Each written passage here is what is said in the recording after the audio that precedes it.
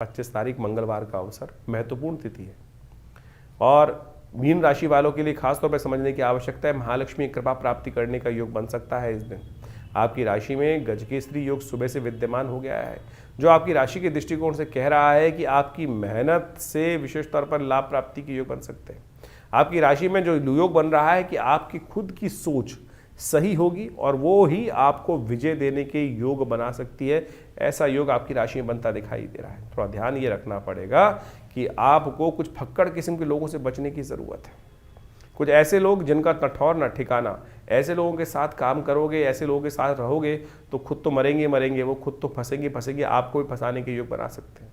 जो स्थिर है, गंभीर है, वो आपको खूब अच्छे से लाभ देने के योग बनाता दिखाई दे रहा है। इस दिन श्री पंचमी है, भगवती महालक्ष्मी को प्रसन्न करने का दिवस आरंभ हो रहा है। अब से लेकर 3 महीने लगातार जो भगवती महालक्ष्मी की आराधना कर लेंगे ना, महालक्ष्मी कृपा प्राप्ति करने के योग बन जाते हैं। पुराणों में इसका अद्भुत महत्व, देवी भागवत पुराण के अंदर श्री पंचमी, राम पंचमी का अद्भुत महत्व कहा गया है। ये राम विवाह पंचमी है, भगवान राम का विवाह इसी शुभ तिथि में हुआ था। और साथ साथ सागर मंथन से भगवती महालक्ष्मी की उत्पत्ति का रास्ता भी इसी दिन से निकला था।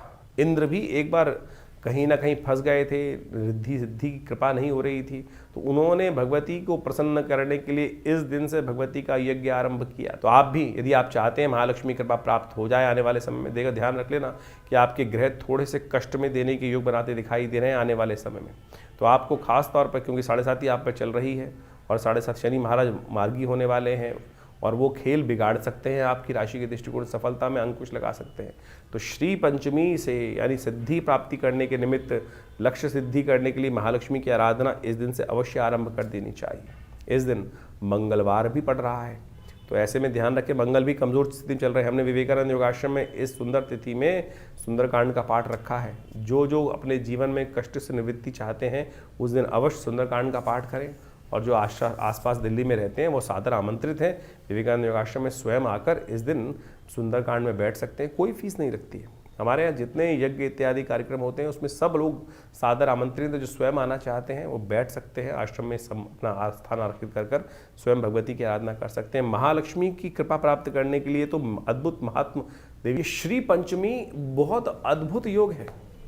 आमतौर पर श्री पंचमी को शायद लोग भूल जाते हैं और केवल जो फागुन में आती है बसंत पंचमी के अवसर पर उस दिन तक, यानी इस मार्गशीर्ष से लेकर फागुन तक की जो विशेष तौर पर पंचमी आती है उस समय तक, इन पंचमियों के दिनों में विशेष तौर पर कहा जाता है जो महालक्ष्मी की आराधना करते हैं, महालक्ष्मी की श्री सूक्त के मंत्रों के द्वारा आराधना करते हैं,